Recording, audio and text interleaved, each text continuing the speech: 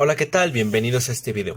Mi nombre es Miguel Ángel Campos Araujo y el día de hoy mi equipo y yo les vamos a exponer un tema muy interesante, el cual es las aportaciones sobre el campo magnético, historia e influencias en sistemas biológicos.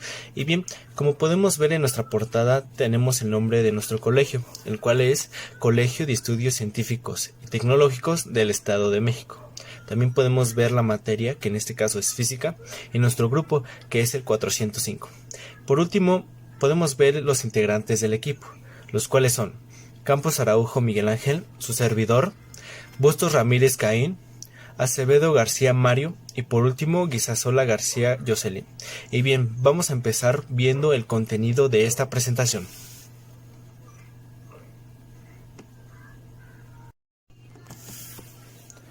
Muy bien, ahora yo les daré una breve explicación del contenido que van a tener en esta presentación y les daré un breve resumen del contenido en general del tema.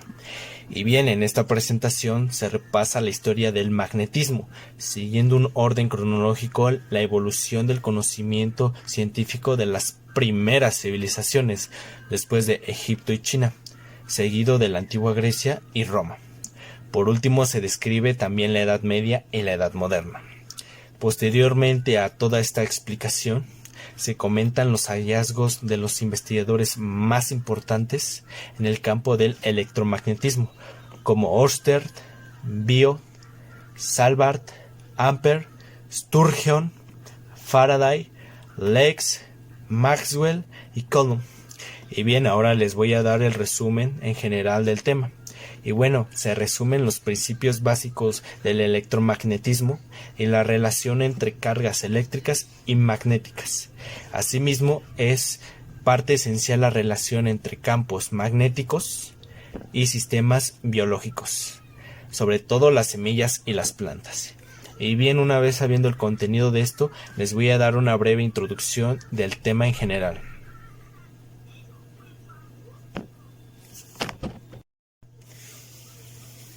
Bien, ahora yo les voy a brindar información que los va a introducir a todo este tema del magnetismo. Y bien, vamos a empezar por ver la importancia del magnetismo. Y como ustedes sabrán, en los seres humanos, los campos magnéticos gobiernan ciertos aspectos del funcionamiento de las neuronas.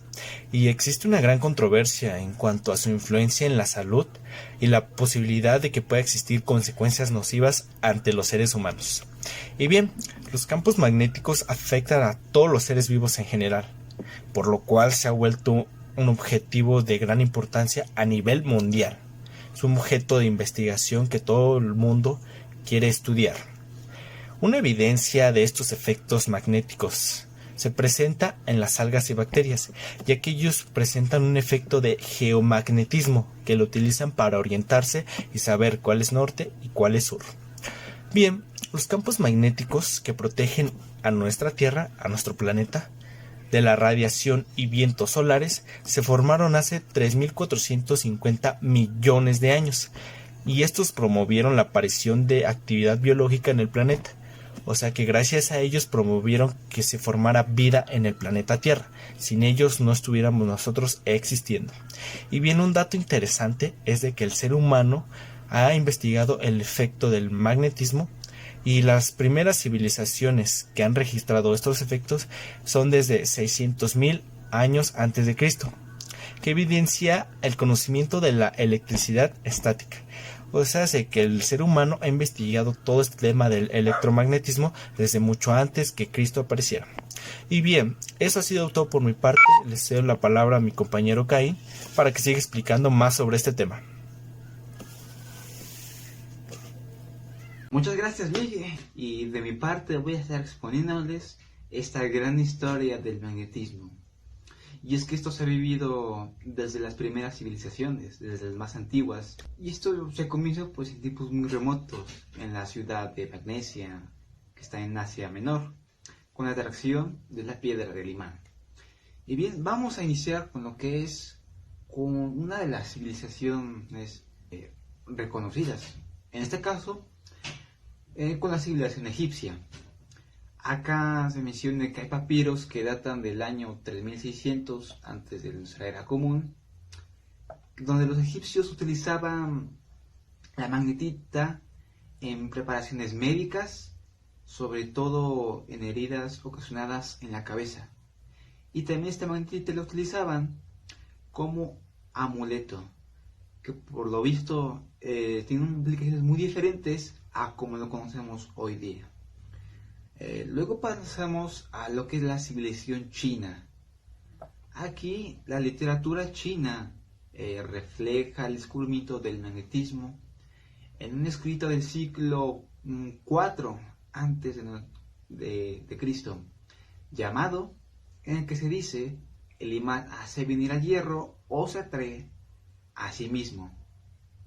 Aquí es donde entra el general Huang Ti, donde fue el primero en emplear la piedra como brújula en el año 3700 a.C. Pasamos a lo que es la civilización griega, y en esta civilización griega se vienen muchos aportes, sobre todo aquí de personas, algunas reconocidas, donde aportan muy bien a este magnetismo. Aquí se calcula que los antiguos griegos sabían aproximadamente desde el año 800 antes de nuestra era común que la magnetita atrae trozos de hierro. Y aquí entra Tales de Mileto, donde se le atribuye haber sido en llamar la atención sobre la electricidad y el magnetismo. Realizó experimentos, o más bien experimentó al frotar el ámbar con una pieza de lana o de piel, y comprobó después que al aproximarla a un objeto ligero, como una pluma, por ejemplo, esta se desplazaba hasta que quedara adherida a él. Y luego Aristóteles, haciendo razón acerca de estas propiedades del ámbar y el imán, obviamente basándose en Tales, afirmó que él atribuyó, digamos, vida a lo inanimado. Incluso dijo por ahí que la piedra imán tiene alma porque atrae al hierro. Suena algo raro, pero en términos científicos es verdad. Más tarde, Pitágoras describió la pirita magnética. Hipócrates usó la pirita magnética en medicina. Posteriormente, Platón la llama piedra magnesia. Pasamos a otra civilización reconocida, que es la romana. Y aquí, pues, también los romanos cuentan sobre todo con fenómenos magnéticos que no son atribuidos a otra cosa que al poder del magnetismo. Por ejemplo, el romano Plinio el Viejo lo atribuye a un pastor llamado Magnes, que se asombró de que la piedra imán atrajera los clavos de hierro de sus zapatos. En cambio, el poeta romano Lucrecio dice que el vocablo se deriva de Magnesia, nombre del viejo país donde se encontró la primera piedra, que es el imán. Posteriormente pasamos a lo que es la época medieval, y aquí a finales del siglo VII llegó a Occidente la brújula. En el siglo VIII, Pierre Bellerin de Maricourt, en su tratado Epistola de Magnete, menciona, o más bien presenta por primera vez, la aplicación de técnicas experimentales para la interpretación del fenómeno magnético. En la epístola describió la existencia de dos polos magnéticos en la piedra imán y sus interacciones, así como la propiedad de que a partir de un imán aparecen dos imanes, cada uno de ellos con sus dos polos. Y ya finalmente, en la Edad Moderna, en los siglos siguientes, los principales descubrimientos sobre el magnetismo fueron debidos a marinos y navegantes que utilizaban la brújula. Por ejemplo, Cristóbal Colón, en 1492, descubrió la declinación magnética. ¿Qué quiere decir esto? Bueno, en pocas palabras, es la diferencia entre el norte geográfico y el indicado por una brújula. Y luego Alonso de Santana Cruz fue el primero en idear la cartografía magnética en 1533. Y así es como se va formando toda esta gran historia. Es verdad que faltan aún más personajes, que son aportaciones, pero esto en general es todo lo que se va formando del magnetismo. Y bien, ahora pasemos a los fundamentos básicos del magnetismo. ¿Y qué es el magnetismo? Bueno, esta es la parte de la física que estudia los fenómenos relativos a los imanes y los campos magnéticos creados por estos, así como el comportamiento de los diferentes materiales sometidos a la acción de dicho campo. Y ahora un imán consta de tres partes principales. Tenemos a los polos, al eje magnético y a la línea neutral. Iniciemos con los polos. Los polos son los dos extremos del imán en los cuales las fuerzas de atracción son más intensas. El eje magnético es la línea imaginaria que une los dos polos del imán. Y por último está la línea neutral, donde es la línea imaginaria que separa las dos zonas polarizadas. Y estos son algunos fundamentos del magnetismo, pero pasemos con nuestros demás compañeros para que nos expliquen más de este tema y acerca del magnetismo. Buenos días, compañeros y profesora. El día de hoy les voy a hablar sobre el campo magnético y la energía eléctrica. Bueno, primeramente la carga eléctrica es una propiedad fundamental de la materia y únicamente existe en múltiplos enteros igual a positivos o negativos. La carga de un electrón es igual a 1.60 por 10 a la menos 19 columbios. En un punto existe un campo magnético si una carga eléctrica móvil que pasa por dicho punto, además de sufrir una fuerza de carácter eléctrico, sufre otra fuerza.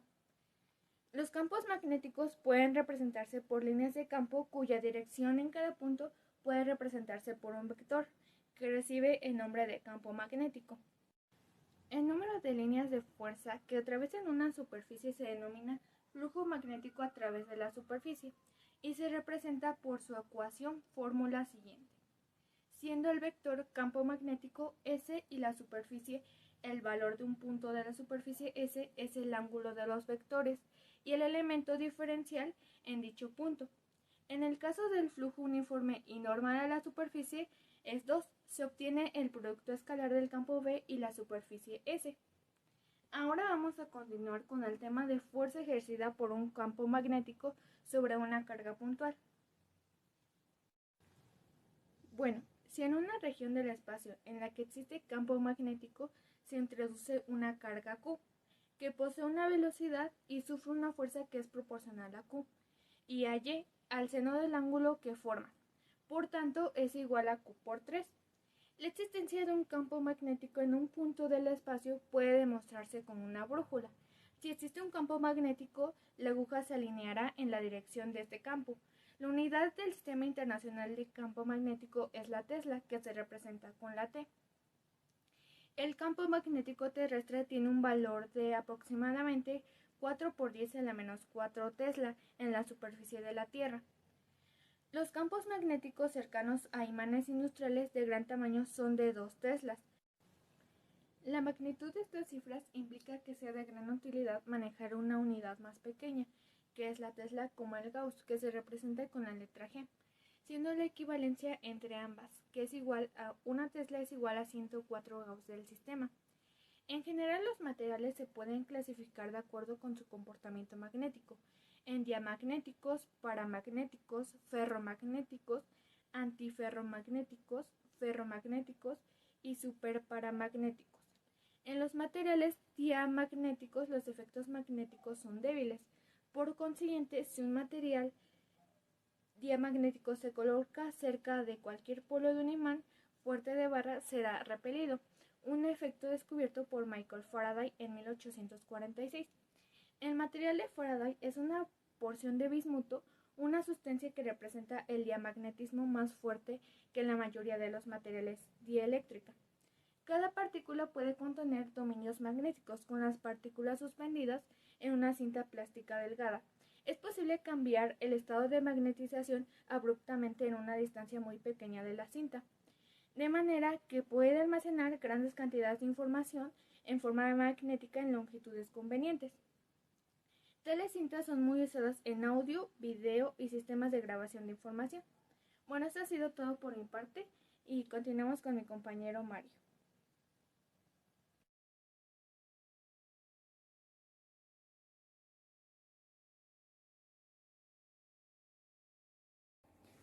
Hola, ¿qué tal? Mi nombre es Mario Acevedo y ahora estaremos hablando acerca del bioelectromagnetismo.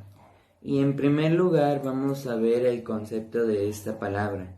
Como primer concepto tenemos el hecho de que este es el estudio de los fenómenos de los campos electromagnéticos sobre los sistemas biológicos y también sus interacciones con los campos naturales y artificiales.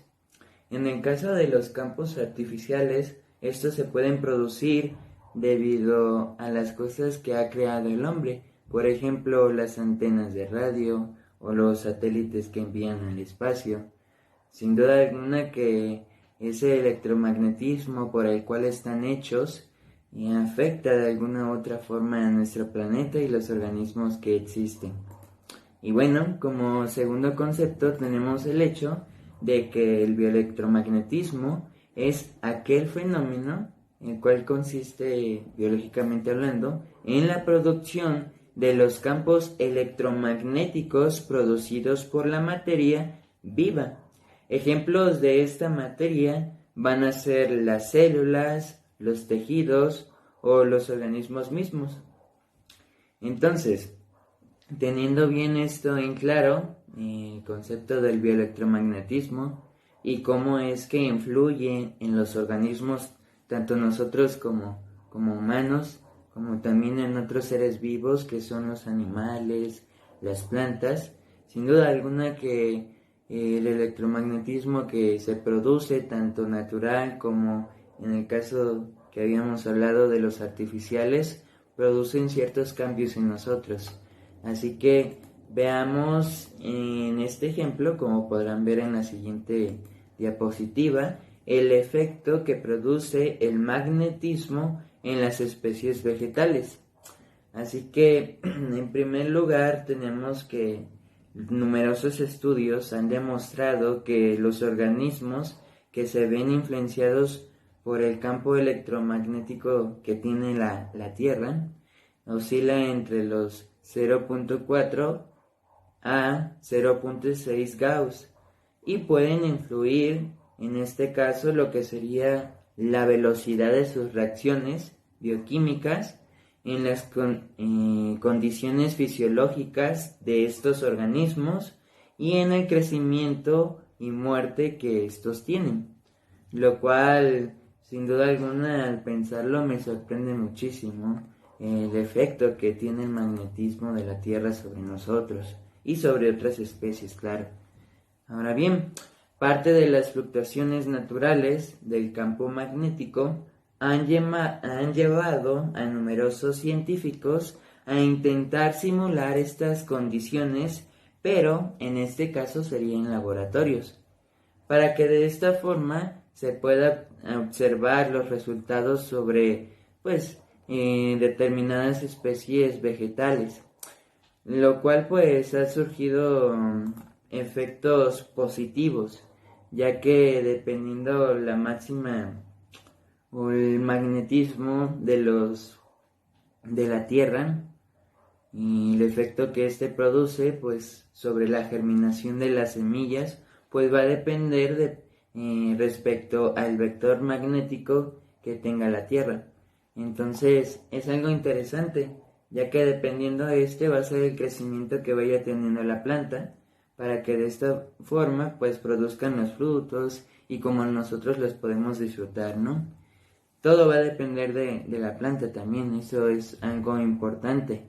No por el hecho de que exista en los campos magnéticos de la Tierra quiere decir que todo el crédito se lo lleve sino que también va a depender del hecho de qué tipo de plantas estamos hablando, porque cada una tiene organismos diferentes, una estructura molecular especial, y por ello muchas investigaciones actuales consideran que los campos magnéticos cambian los niveles intracelulares de los iones de calcio, y estos iones son los que controlan el número importante de los procesos que debe de realizar una planta.